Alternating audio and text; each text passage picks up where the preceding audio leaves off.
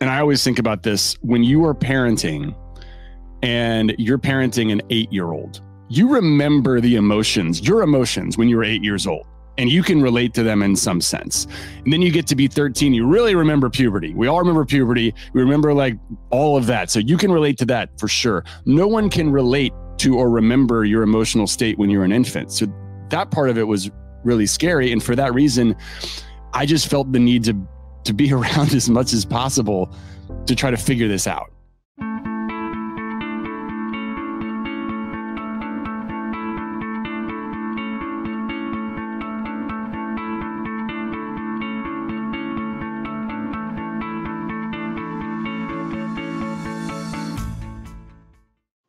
What is up, everybody? It's Ed Gow Jr. here with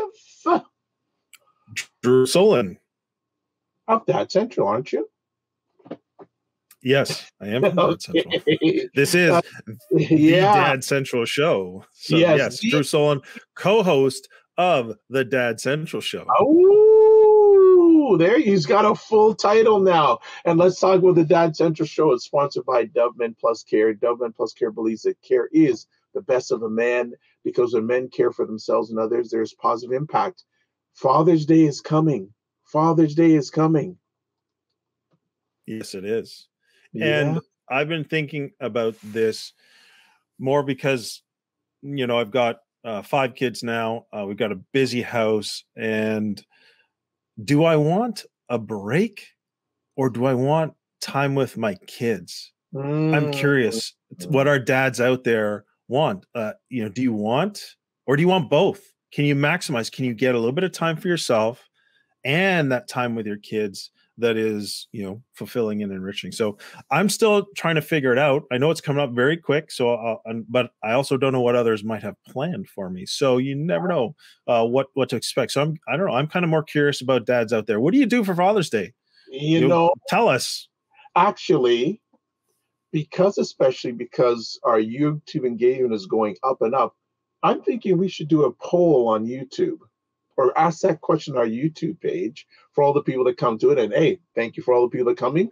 Tell other people about it. But yeah, do dads want, what was the question you said? I love the question. What did you say? Do you want time for yourself, or do you want time just with your kids, doing something that you want to do with your kids? Which is it? Or is it a combination of both? I'm just curious. No, I mean, I am in the thick of, you know, a brand new baby. She was 4 weeks old yesterday.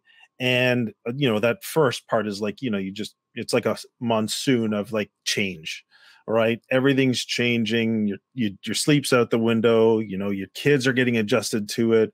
There's, you know, your things change with your partner.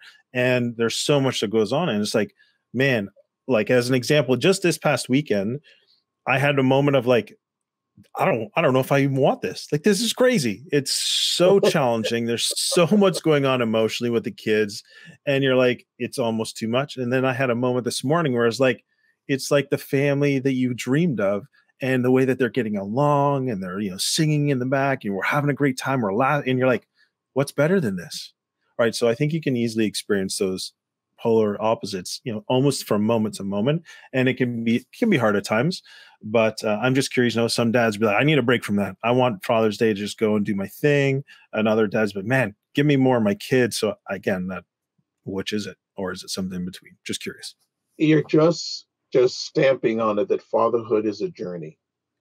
It's a journey. There's twists, there's turns. Sometimes you have to go through. Sometimes you got to go left. Sometimes you got to go right. Sometimes you got to go over, and then sometimes you got to go under. So it's a multifaceted journey, and I definitely think when we go offline, we're gonna have to see if we can do a poll or create something on one of our social media platforms, or a few of them, asking that question. Well, if you're listening to the show right now, just reach out to us. You know, podcast at dadcentral.ca. Let us know what you do for Father's Day. Let us know your tips or tricks or the things that, you know, jump out to you as like, this is the best Father's Day ever. I'd love to hear anything that you want to share with us about Father's Day. So let's start the conversation and hear from each other. And then we'd love to actually share some of those things on the show down the road. So if you got a comment, send it in, and maybe we'll talk more about your example and can inspire other dads because of what you're doing. So we'd love to hear from you. But we have a new friend today. We do. And I mean, it's really cool to be able to have this conversation with him and to hear, his experience as a father, but also some of the challenges that he's gone through and the example that he had for his fatherhood and how he's making that, I guess, a lasting legacy in his current family. And so today we're actually talking to Penn Holderness, and he is of the Holderness family. And Kim and Penn have been married for 16 years. For 7 of those years, they have chronicled their marriage and their family with funny music videos, vlogs, skits, and a podcast. So, the experience that I just talked about, that was private, right? My family experienced those moments.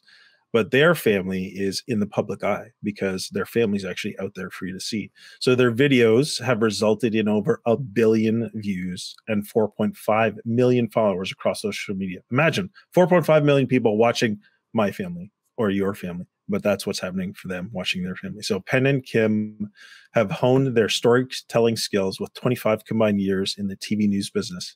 Today, they own their own company, Holderness Family Productions, where Kim is the chief executive officer and Penn is the chief creative officer.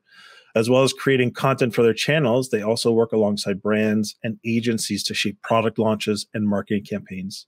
Their book about improving communication in marriage was released March 30th, 2021. So it's going to be a great conversation. We touched on this in the show at Penn and Kim. They live in Raleigh, North Carolina, with their children, Lola and Penn Charles, and their fluffy dog, Sunny. So looking forward to having Penn on the show and hearing what he's got to share with us. Penn Holderness, so good to see you. So good to have you here. So good to allow you to get something down your throat before you came live with us. How's the day going? Good. I just ate lunch in 4 minutes. Does this sound familiar to you guys? Yes. It sounds like a dad who's got a full plate and needs to maximize his time. That's right. Excellent, excellent. So we're so blessed to have you here today. You and your wife and your family do outstanding things, but we want to talk about your dad journey. So how did that dad journey start? How was it? Take us back to when you first became a father. When I first became a father, we were in New York City. At the time, I have a great relationship with my firstborn, my daughter. I think I have a great one with both of them, but my wife was working at Inside Edition at the time. So wow. She was a news magazine reporter, and she was traveling all over the country, sometimes even the world, to do these stories. And as soon as she was able, she went back to work. I was being paid by ESPN not to work, which is a long story, but basically they were looking for a certain type of person that I'd signed a contract onto, and they changed what they were looking for, and they wanted more of like a cookie cutter Bristol, Connecticut news anchor, sports anchor, which I'm not really super into, and my wife didn't want to move to Bristol, so my contract lapsed over the first 6 months of my daughter's life, and I had a lot of free time. So Kim went back to work, and I was essentially the Manny for my daughter for the better part of her first year on Earth. Right. Wow. Well, I mean, the first part of it, getting paid to be at home, most days, but hey, how do I get that deal? Sign me up for that. But for someone who probably is pretty ambitious, had some career goals, and wanted to move forward, what was that process like for you, and how did you adjust to that? I hated it. It was, I would use the word emasculating. I would use the word frustrating. I did not want to not work.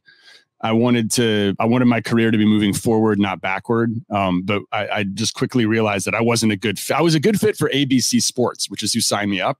Then when they ceased to exist and moved over to ESPN, I wasn't a good fit for them. They wanted a certain type of person, and I just didn't feel comfortable being that type of person. And it's not their fault. It's just we weren't a good fit. And so, in the time that I wasn't looking after Lola in this tiny New York apartment, I was looking for jobs and trying to find a way, through the future to be able to provide for my family. Not that my wife can't do that as well, but I certainly wanted to contribute. Yeah.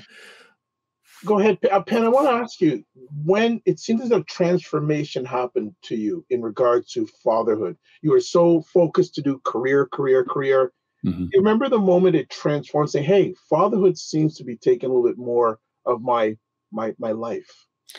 It was pretty instant. I mean, when she was born, there are books about it, and I'm sure podcasts about the bonding that happens in the first few days, or like the moment that this child comes into the earth. And I mean, the first night, mom does most of the heavy lifting, but she was kind of a picky sleeper. And she couldn't sleep on Kim because all she wanted to do was feed, and somebody's got to sleep. So I put her like right here on the first night. And I mean, Kim slept and I stayed up. I was lucky. We had one of those like televisions in the armchairs. That's how old our hospital was. But it was like there's a great Duke UNC game on that night, and I still remember it. We watched it together. Are you a Dookie or a UNCer? My granddad played for UNC. Oh, so, okay. Yeah, Duke can eat your farts. Look at the color. Look at the color of his shirt right now. It's UNC all the way. Yeah. Okay. I'm kidding. I know a lot of great people who went to Duke. I'm really good friends with them, except for 2 days out of the year, and then they can eat my farts. Okay. Yeah. I don't know if does Canada have an appreciation for this rivalry? It's probably yeah. I'm big time. Like I'm a big time college sports fan. Like I some people do, but I'm always a bigger fan of college sports than pro sports. Think Montreal Canadiens and Toronto Maple Leafs. Yeah, like that. Yeah, that's about what it is. Anyway, the bonding was immediate. I had all the time off in the world. Kim had some time off as well, but I had the ability to, come in at night and be like a night nurse, be the day nurse, like be everything that you would want a dad to be. It's why, like, I always, anytime anybody wants opinions about paternity leave, I'm very firm on the necessity for that almost. Not necessarily for the mom, but for the dad. Like if you do that, you're making an investment in the commitment that you're going to make to your child for the rest of your life. And I felt like I just lucked out into the ability to have that kind of, really 6 months of paternity leave to be a part of raising her as as an infant. Well, since you brought that up, I mean, can you talk about how important you think that time was, both for you as a dad and for your child, and how that's led to the relationship you have now? Yeah, I mean, it definitely changed. It changed my priorities. That's obvious. Like you're doing something for yourself. You're doing something for yourself and your wife, and then now you're doing everything, literally everything, for your children for that first bit. To the point that it actually takes some time when they get to be my age of learning how to flip back and do some stuff for yourself. But at that time, like, there was definitely a shift in perspective on what was important. There was, you read about it in books, there was this like chemical bonding that I think you share with your child. Seeing them smile, seeing them have, facial expressions that remind you a little bit of yourself. And with that came some fear, because, and I always think about this, when you are parenting and you're parenting an 8-year-old, you remember your emotions when you were 8 years old, and you can relate to them in some sense. And then you get to be 13, you really remember puberty. We all remember puberty. We remember like all of that. So you can relate to that for sure. No one can relate to or remember your emotional state when you're an infant. So that part of it was really scary. And for that reason, I just felt the need to be around as much as possible to try to figure this out. Mm-hmm. Yeah. I want to jump in a bit about you saying how important paternity leave is for dads. Can you go a little bit deeper on that? Because we haven't had a chance to talk about it too much, but you sound very passionate about it. I'd just like you to share a little bit deeper on that. This is your child's first moments on earth. And while the belief is that it doesn't really affect you in a way that you can remember, the idea of imprinting is true in at least every mammal, I think. Like you're leaving an imprint on that child, and that child is leaving, I believe, also an imprint on you and the person that you want to be. And things change so incredibly quickly when they're infants. So if you have a week to hang out with this baby and it's the first week, here's what's going to happen. The baby's going to take their first crap and it's going to be disgusting and gigantic. It's called the first meconium. And if you weren't around for that, it's like tar and it fills up an entire diaper, sometimes sneaks outside the diaper and is all over you and the person who takes it's your first dump. They take a huge first dump. So that's what happens on the first day. You're always going to remember that. Yeah. The next 6 days, like there's no manual and you leave the hospital and you're like, oh God, where is even your wife is too, like, where is everyone? How are we supposed to do this? And you don't have all of the resources that you had before. So you're literally writing your own manual that first week. And I think a lot of dads have been through that part, but really it's this like fog where you're trying to make sure you get enough sleep. You probably don't remember as much as you could because you're not well rested. And then after the first week, you move into the like, okay, what's our sleep schedule going to be? And then it usually takes 3 to 4 months before you get into like a normal space where you're sleeping through the night. So it is an incredibly disruptive, schedule-wise moment for definitely for the wife, but there's no reason why the husband shouldn't be part of this as well. Because as you're doing this, you're learning how to cope with and how to write this manual that you have for the child. And I don't think that the manual should be specifically written by the mom all the time. In fact, I wouldn't want to if I were the dad, because down the road, I think you're always going to be the guy who wasn't there when they wrote the manual. It's not true. Yeah, well, and I think that there are maybe many, men and women who have had that experience that you just talked about. The dad wasn't there when the manual was written and they had some impact. So I think it's a really important point. And if you're listening, then I'd say, if you have this opportunity, take it while you can, because I think that's very important. I'm actually in the middle of what you're talking about right now. So I've got 5 kids. The 5th one just came April 23rd. And so she's a little over 4 weeks old. But now with 5, and we're also in a blended family situation. So there's a whole lot of dynamics going on. So it's certainly very challenging. And then I think about you, and obviously fast forward now, you said your daughter is 16, your son is 13. And so, but you're also incredibly, I would imagine, busy. You've got a lot going on. You've got your career, which hopefully you're happy with where you're at and the things that are happening now. It can probably be very challenging. So is there if you are looking back, anything that you've learned through that time that you maybe even apply now, or even that you think of that's tremendously valuable to help somebody who is maybe in the thick of that, that could manage or navigate those times better? The one thing I would say is that every period is equally great for its own unique reasons. I think it's very hard to remember that first month as being great because you're not getting sleep. Honestly, you may be in better shape this time around because you've got zone defense. I mean, if you've got 5 kids, I'm assuming some of them are older than 8, right? Like you've got some older kids. 12, twin 10-year-olds, a 7-year-old. Okay. So the 12 is probably taking on either some sort of maternal or paternal responsibilities with this child. Am I right? A little bit. Okay. A little bit. Like enough to be like, hey, we can trade off. Here you go. Here's the baby. Hold the baby for a little bit. Absolutely. That's a huge plus though, right? Absolutely. Huge plus. I think that each stage has its just great, wonderful things that you wouldn't trade for anything in the world, including that first bit. They open their eyes for the first time. They smile. They say a name. They make a noise that you call it a word, even though it's not a word. They fart and you think it's funny. They see you smile and they mirror your smile, even though they're not smiling. You don't care. It's like the greatest smile ever. And then when that goes away, you're kind of sad to miss that. But then, oh my gosh, they're walking. They're giggling even louder. They are, they're exploring. And then you miss that part. But oh my gosh, now they can wipe their own butts. And then so that's its own stage. And it goes all the way into, here's what I'll tell anybody. It goes into puberty. Teenage years, there is a stigma that, once your daughter's a teenager, better watch out. This has been arguably my favorite phase for my kids, has been their young adulthood. So the one thing I will say is if you allow yourself to enjoy it all, it will all be enjoyable. Yeah, well said. I want to ask you, what's the biggest challenge you've had to overcome in your dad journey?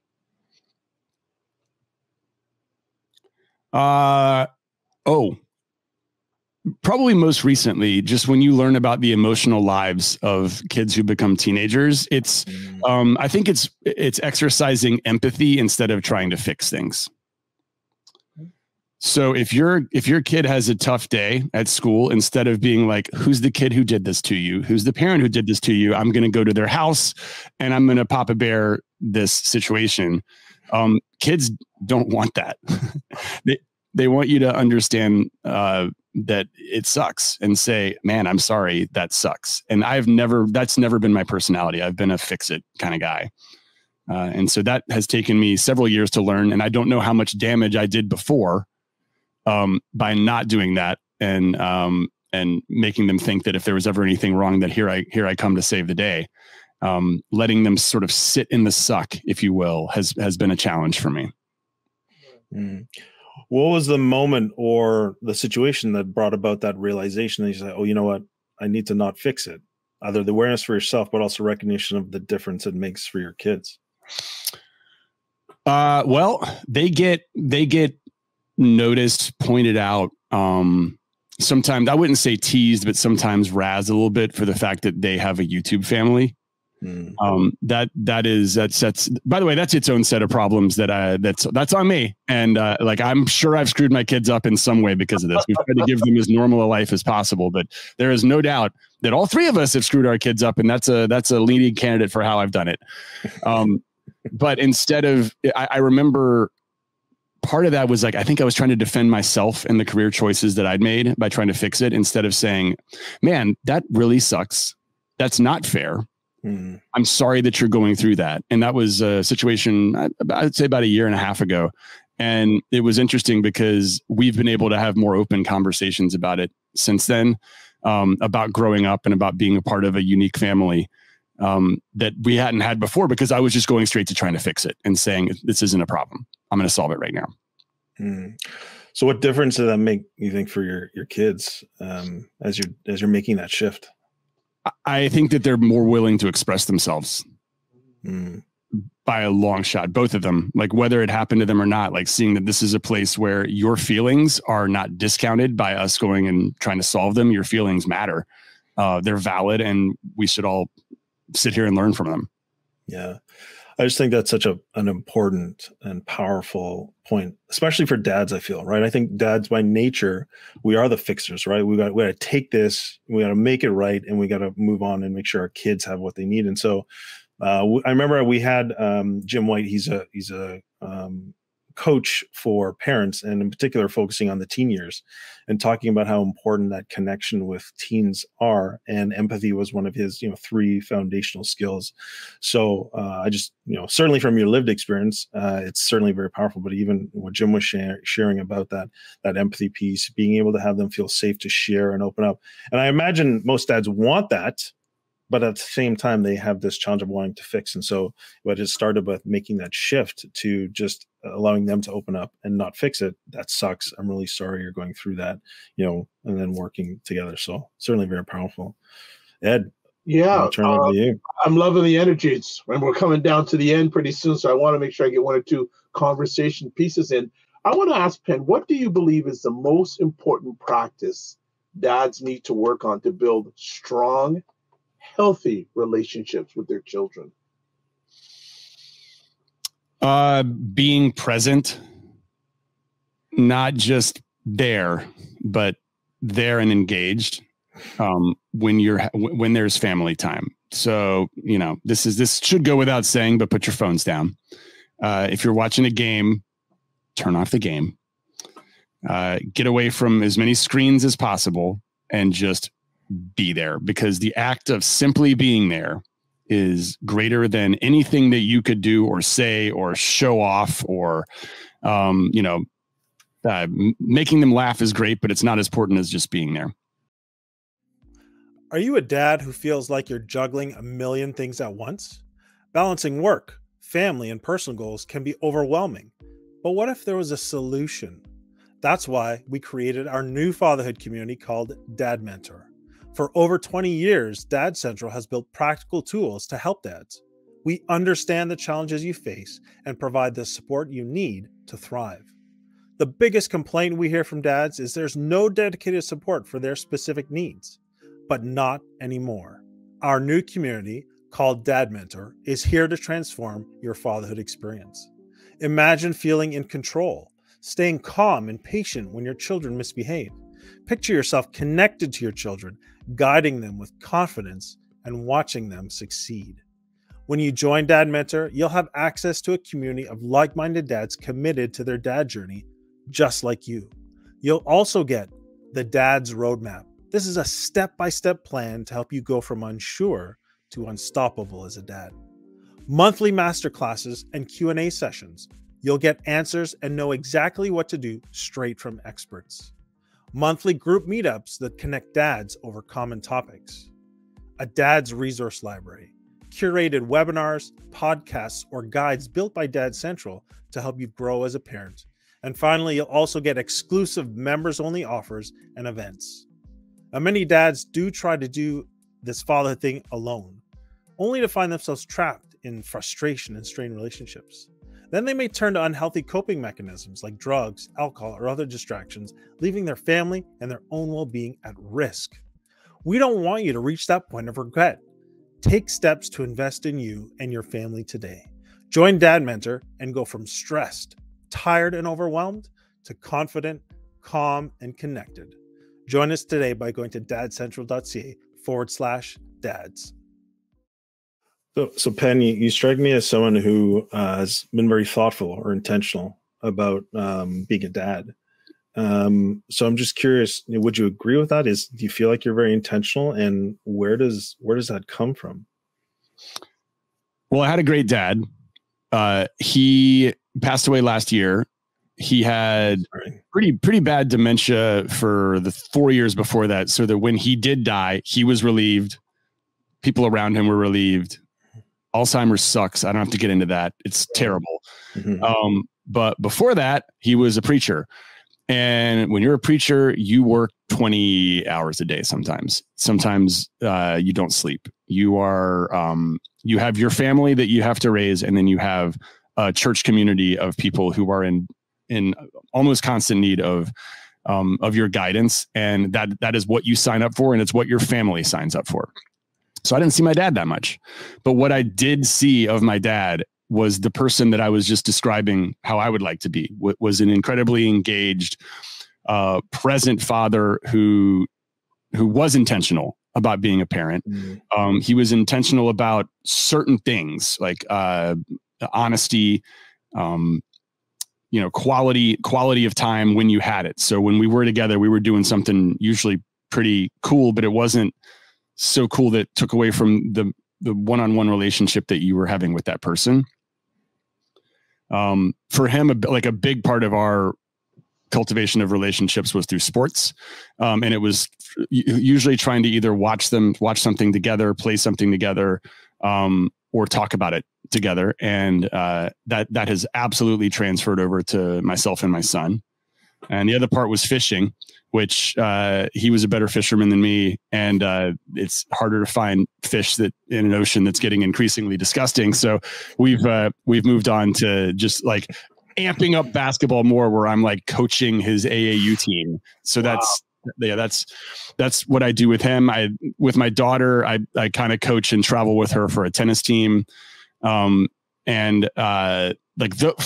me, those have been ways that you can speak the language across every one of these eras, whether it's being a toddler, a kid, a teenager, a young adult, where you can make a connection with that person through all of those eras and still be there for them. So part of my intentionality is taking what my dad taught me and trying to do it, and also having like a thread that goes through the ages.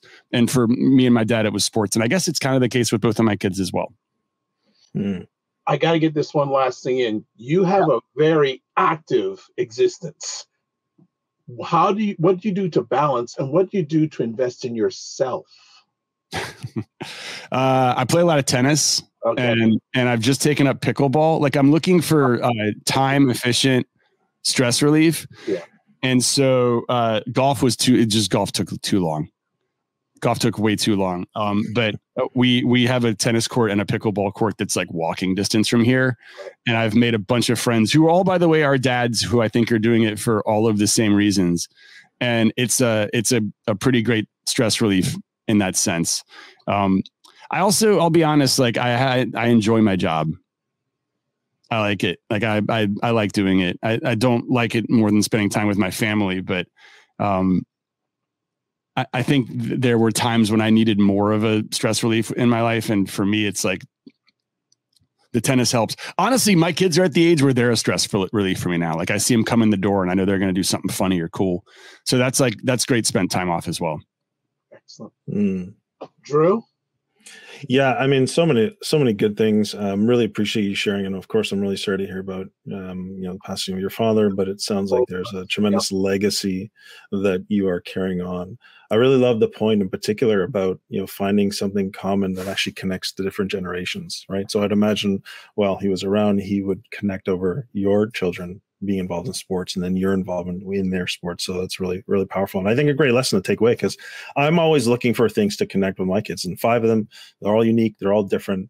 But something that can tie us all together, I think is really powerful. And, that's a great thing that for dads to do that is very, I think, tangible, doable. Or you can go and find, okay, what's one thing I can do to connect with my kids? So I love that point.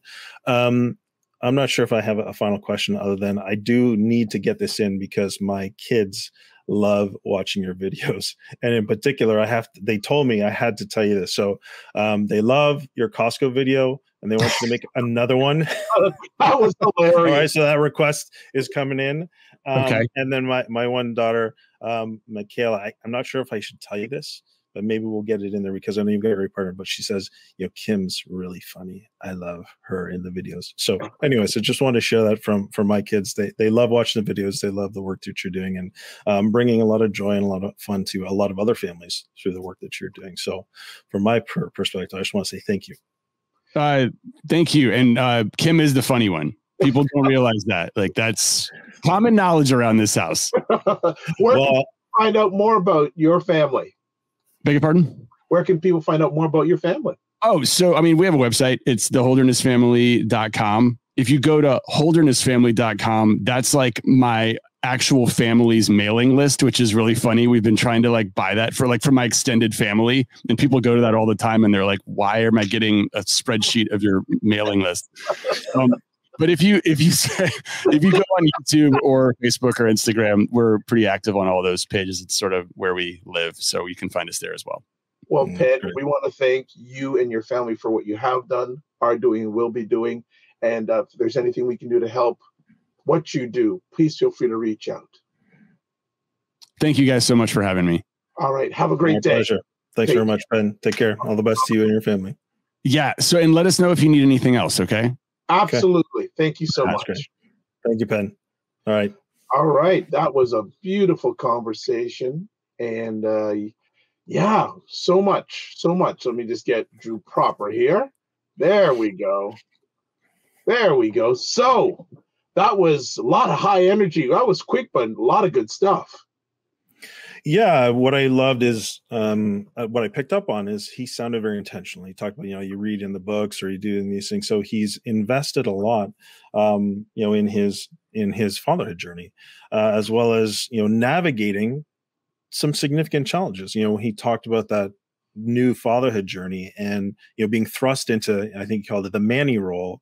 He talked about, the feelings he went through. He said it was emasculating. So there's a lot to process as a new dad, but he also talked about how crucial that time was. And so it's not easy, but it's worth it is my takeaway. And it's something that looking back 16 years later, he wouldn't trade. He would actually encourage others to go through that. And he said he also felt, I think, grateful for that experience. It was kind of thrust upon him. He might not have chosen it himself, but looking back, it's highly valuable. So I think that's an interesting part of it. And of course, now his family and the visibility and how that impacts on his children. And that would be hard also. He's learned an important lesson, though, which I think is great for me, because my children are approaching the teenage years, and I want to be able to connect with them. I want to be able to create space for them so they'll be able to share. And his learned experience says, or lived experience says, you can't fix it for them. You got to create that space so they can share and open up and know that it's okay that they're going through something hard, and you just empathize. You're not going to fix it. So, I mean, there's more, but in the quick conversation, lots of energy, but I think a tremendous amount of value. Yeah, well, the first thing I get from it is we have to have him back, because there's so much more, and he has quite the schedule, family. Like he does have a lot of things going on, but I love the relationship with him and his dad. Mm-hmm. And how the legacy is continuing with the relationship that he had with his dad from his younger. And again, condolences on his father passing away, but he's continuing it, Mm-hmm. And let's be honest, not every father has that. You're right. Not every father has that, and it's a tremendous benefit to have someone you can look to as an example or have lived that experience. I could say I didn't really have that, right? I had an early childhood experience that created more trauma than necessarily comfort or even some intentionality. And I think that's why I'm really passionate about our new project called Dad Mentor, because it's going to be providing that type of support for fathers, whether you've had a great example in your life, and maybe they're not in your life anymore, or whether in particular, if you haven't had a great example, but you're looking for some support, you're looking for some guidance, you're looking for another person, another dad or dads to kind of point you in the right direction, because